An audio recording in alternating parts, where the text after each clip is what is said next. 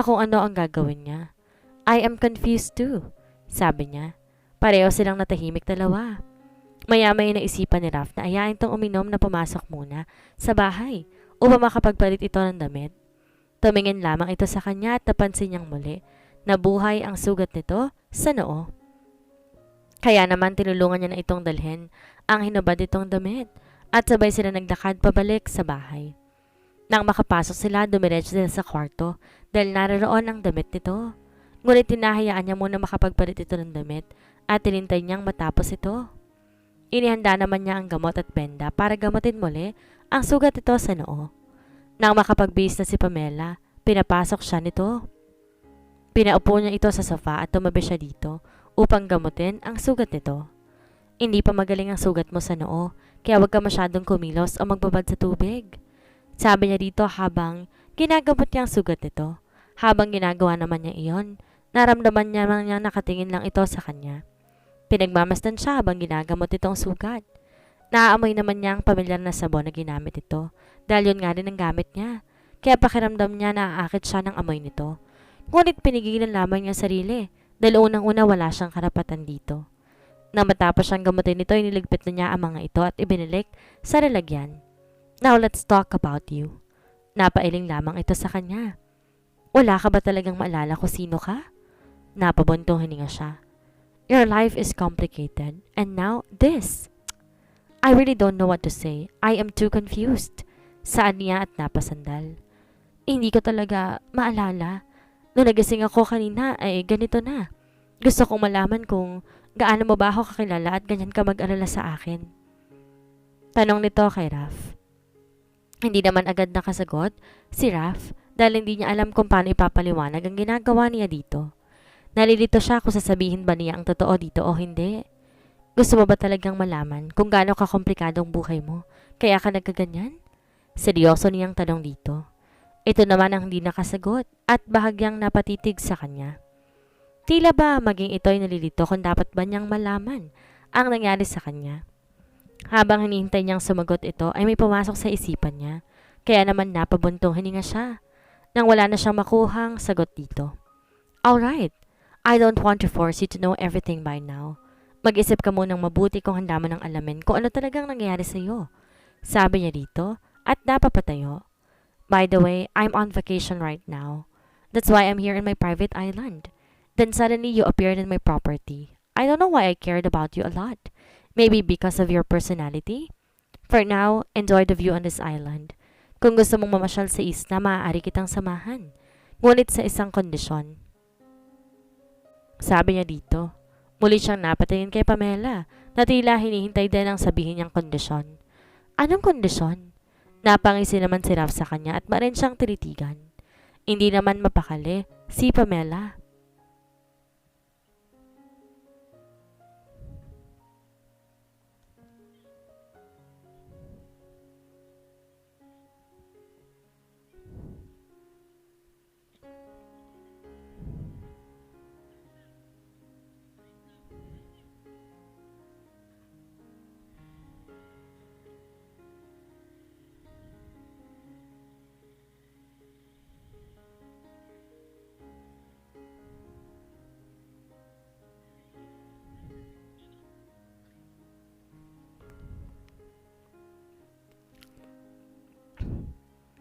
Sasabihin ni Raf, wag mo na ulit-ulitin ang ginawa mo kanina at higit sa lahat, habang nandito ka pa, gusto kong kalimutan mo muna pansamantala ang dating buhay mo habang hindi pa dumarating ang taong susundo sa iyo dito. Gusto kong wala ka na ibang iisipin kundi ikaw lamang at ako sa islang ito. Pumapayag ka ba sa kondisyon ko? Hindi agad nakasagot si Pamela sa mga sinabi ni Raf. Ngunit nasa isip siyang mabuti na rin sigurong ganoon na nga muna. Abang hindi pa nga bumabalik ang alaala niya. Napansin niyang mabuting tao, si Raf, at pakiramdam niya may bahagi ito sa pagkatao niya na mapagkakatiwalaan ito. Ngunit bago siya sumagot na alala niyang sinabi nito na may susundo pa nga sa kanya. Teka, pwede ko bang malaman kung sino ang susundo sa akin? Tanong niya kay Raf. Darating ang pinsan mo para sunduin ka. Pero alam ko na kung anong araw kaya Habang di pa siya dumarating, papayag ka ba sa kagustuhan ko? Napatitig si Pamela sa kanya at maya-maya pa ay tumango siya dito. Tila nabahay naman si Raph dahil sa sinabi nito at nakaramdam ng tuwa. Sige, papayag ako sa gusto mo. Ngunit kailangan ko pa rin sabihin sa akin ang lahat habang nandito pa ako. Papayag ako sa lahat ng gusto mo na manatili mo na ako dito. Pagsang-ayon ni Pamela. Napangiti naman si Raph sa sinabi nito at naramdaman niya, tuwang-tuwa siya. Hindi niya dapat ito nararamdaman pero hindi nga niya maiwasan. Alam niyang mali, pero dahil nandito nito sa harapan niya ay masasabi niyang tama. Kaya naman naisipan niyang gawin ang lahat upang maging masaya ang pagsasama nilang dalawa sa isla. Nang hapon, inahin ni Raph si Pamela na maglibot sa isla. Nais niyang ipakita dito ang magagandang lugar sa isla na isa sa dahilan kung bakit niya ito nabili. Pumayag naman si Pamela at na-excite sa kanilang gagawin. Nagdala na rin sila ng pagkain dahil baka abutin sila ng gabi sa paglilibot at gutumin. Si Raph na ang nagdala ng mga kailangan nila. At isang backpack naman ang dala ni Pamela kung saan naroon ang gagamitin nilang pamalit dahil nais si Raph na maligon sa magandang falls sa isla. Kahit ngayon lang nakasama ni Pamela si Raph, pakiramdam niya matagal na silang magkakilala. Kaya hindi siya naiilang nakasama ito. Wow! Ang ganda! Namamanghang sambit ni Pamela. Na makita mga bulaklak na sunflower na halos kapantay na niya at may ilan pang matataas. Hindi akalain ni Pamela na may ganoong bulaklak sa isla. Nawiwili siya nakatingin sa mga ito. Paano nagkaroon ng ganito dito? Nakangiting tanong niya kay Raph. Mula sa may ibang bansa ang seeds niyan at naisapan kong ipatan dito sa isla. Mabuti nga at maayos na tumubo ang mga yan. Actually, may mga tagapangalaga ako dito sa isla. Sila nag-aalaga ng mga tanim at hayop dito, maging ang kalinisan ng isla. Sa ngayon wala sila dahil alam nilang ayaw ko may ibang tao dito kapag nagbabakasyon ako. Paliwanag sa kanya ni Raph. Namamangha namang napalingon si Pamela kay Raph dahil sa mga sinabi nito. Di nga siya makapaniwanan ito ang nagmamayari ng isla. Tapos idagdag pa ng mga nandito sa isla na inaalagaan ng mga tauhan ko. Di niya alam na sobrang yaman pala ng lalaki.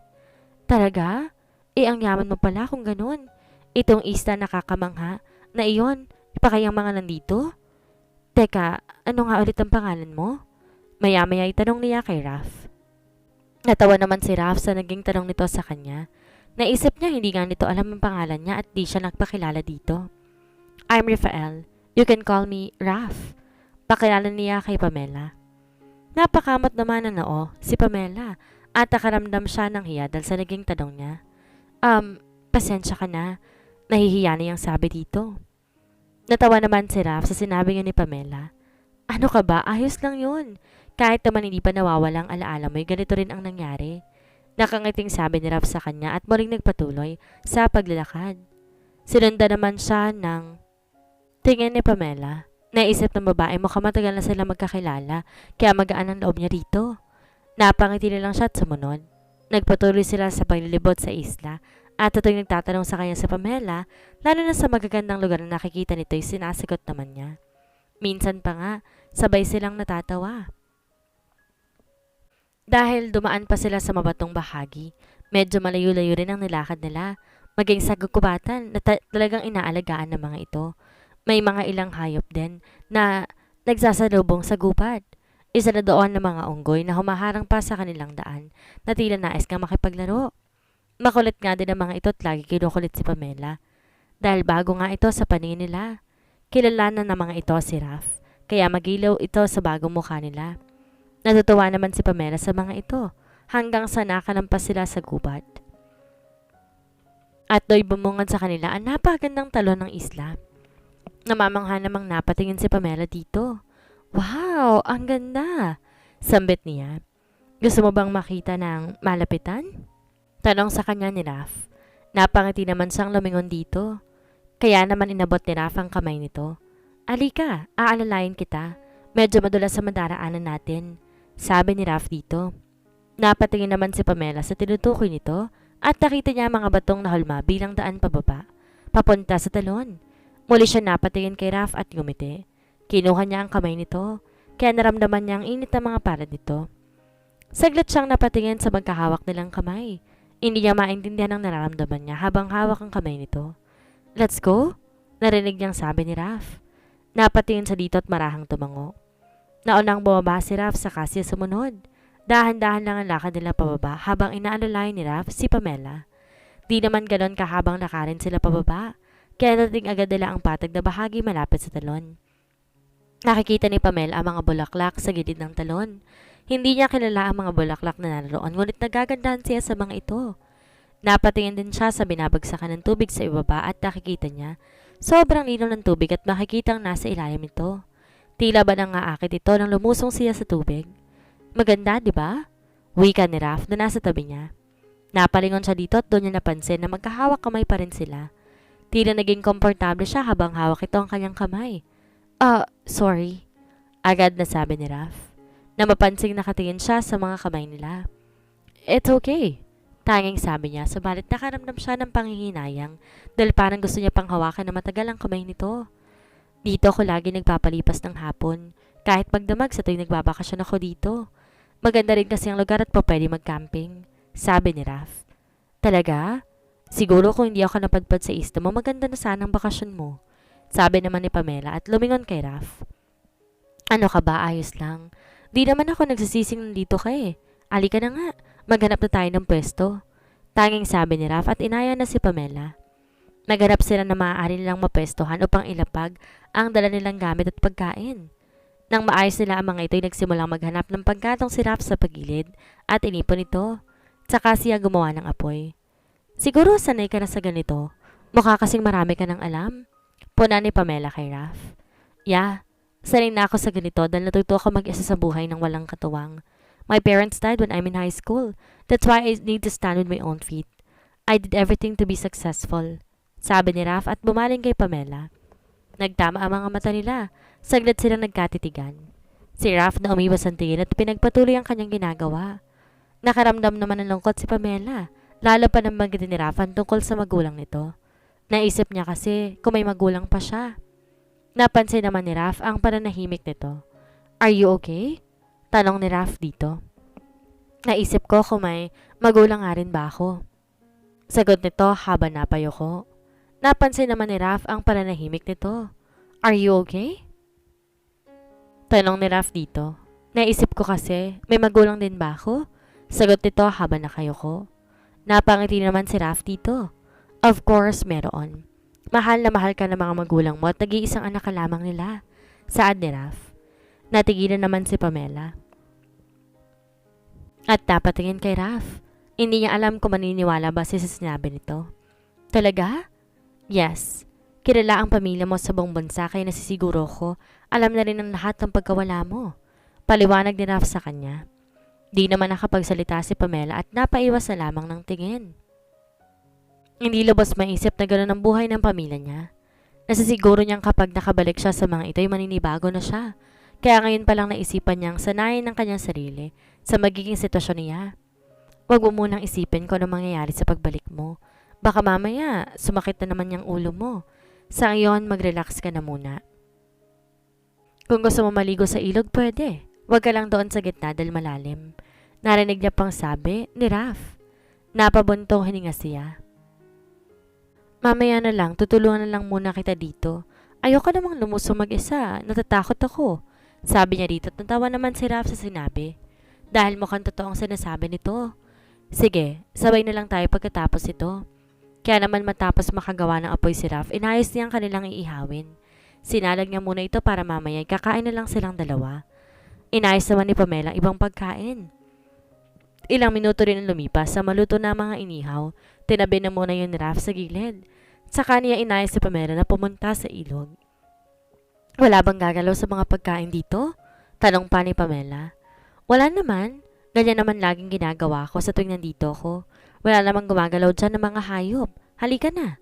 Pahayag ni Raph at biglang hinubad ang suot itong t-shirt at tanging short na lamang ang suot nito. Natigilan naman si Pamela habang nakatingin sa katawan nito. Hindi niya maiwasang hindi mapatitig sa matipuno nitong katawan na para bang lagi itong nag-gym. Let's go? Anyaya sa kanya ni Raph. Tumango lang si Pamela at sabay sila naglakad patungo sa ilog. Buwaba sila at lumusong sa tubig. Naramdaman agad ni Pamela ang lamig ng tubig. Ang lamig pala, puna niya. Yeah, ganito ang tubig sa ilog. Malamig at nakaka-relax. Marunong ka bang lumangoy? Pupunta tayo sa talon, di naman masyadong malalim doon. Sabi ni Raph. Hindi ko alam pero susubukan ko. Tugon ni Pamela. Tumango naman si Raph. Inabot niya ang kamay kay Pamela na agad naman itong tinanggap. Muli sila naglakad papunta sa malalim na bahagi. Kailan pa kasi nilang lumusong at lumungoy patungo sa talon, kung saan bumagsak ang tubig mula sa itaas. Na medyo malalim na ngay sabay silang lumalangoy sa tubig patungo sa talon. Magkahawak pa rin ang kamay nilang dalawa, hanggang sa makarating sila doon. Wow! Mababaw nga dito at masarang lumamig, komento ni Pamela. Yes, galing sa bundok ang tubig na ito at naghahalo din ng tubig dagat dito. Halika, may papakita ko sa'yo. Sabi ni Rafa at inakay si Aliana papalapit sa talon. Gumilid sila sa bumabagsak na tubig at lumusong dito. Kaya naman nakita ni Pamela ang isang kuweba na may maliit din na tila pool na naroon. Ngunit hindi lang yung nakaago ng pansin sa kanya, kundi ang bulaklak sa gilid ng mga ito, na bahagya pang kumikinang dahil sa mga tumutulong tubig sa kuweba. Wow, ang ganda! Namamanghang sabi ni Pamela. Mabuti naman at nagustuhan mo. Gusto mo bang lumusong dyan? Alam mo bang mas malamig yan kaysa doon sa labas? Sabi ni Raph na ang tinutukoy ay ang nasa harapan nilang tila maliit na pool. Talaga? Sige! Natutuwang tugon ni Pamela. Naunang bumaba si Raph dito hanggang bewang lalim nito. Mawalang inilibot ni Raph ang kamay kay Pamela. Tinanggap naman ito at bumaba na sa tubig. Wow! Ang lamig! Napapangiting sabi ni Pamela habang nasa tubig na sila ni Raph. Tama lang para sa kanilang dalawa ang lawak nito, kaya naman marahang umupo si Raph kaya hanggang balikat nito naabot ang tubig. Ang sarap sa pakiramdam, 'di ba? Makaka-relax ka talaga, sabi ni Raph habang nakapikit. Gumaya naman si Pamela sa kanya at naramdaman ni Pamela ang lamig ng tubig sa kanyang katawan na hanggang balikat din niya abot ang tubig. Napapikit din siya at dinama ang lamig nito. Pareho nilang ninanamnam ang sarap sa pakiramdam sa katawan nila. Maya-may nagmulat si Raph at napatingin kay Pamela, nakaharap lamang niya. Nakita niya nakapikit ito, habang nakangiti. Tila ba nagustuhan nito ang sandaling nakalubog silang pareho sa tubig. Hindi naman niya maiwasang mapangiti habang nakatingin kay Pamela. Hindi niya lubos maisip na isang tulad ito ay mararanasan ang maling pag-ibig sa isang tao na ginagamit lamang ito. Buwaba mula sa sinakyan nitong private plane si Alice. Bumalik siya sa resort tulad ng sinabi niya kay Pamela. Ngunit masyado siya nagtagal kaya ngayon lang siya nakabalik. Subalit may ibang dahilan pa kaya siya bumalik. Yun ay ang komprontahin si Vera sa nangyari kay Pamela. Nasisiguro niyang may kinalaman ng mga ito sa pagkawalan ni Pamela at kung bakit hanggang ngayon hindi pa rin ito nahahanap. Hindi na niya gusto ang nangyayari at gusto niyang harapin ng mga ito ang ginawa nila kay Pamela, lalo na sa pagtataksil ng mga ito sa kanyang pinsan. Isinuot niya ang kanyang sunglasses. Tumungo sa nakaabang sa kanyang sasakyan, patungo sa mismong resort.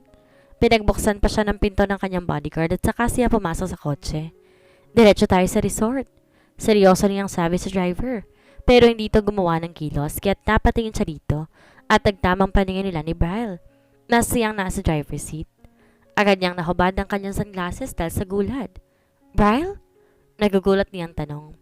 Napangiti naman sa kanya si Bryle at bahagyang sumaludo. Hi, welcome back.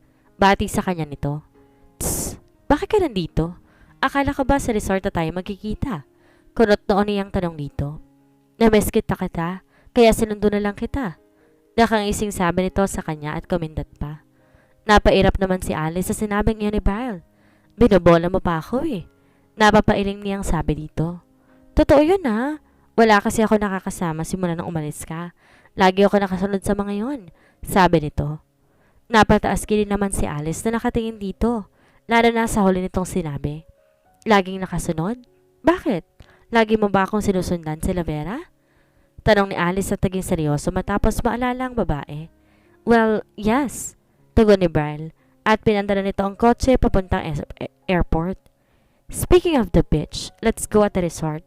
I want to cut her off, mariing sabi ni Alice. You cannot do that for now. Seryoso namang sabi ni Bryle. Napataas mo rin ang kilid ni Alice habang nakatingin kay Bryle. Nagtama pa ang mata nila sa front mirror at nakita niyang napabuntong hininga ito.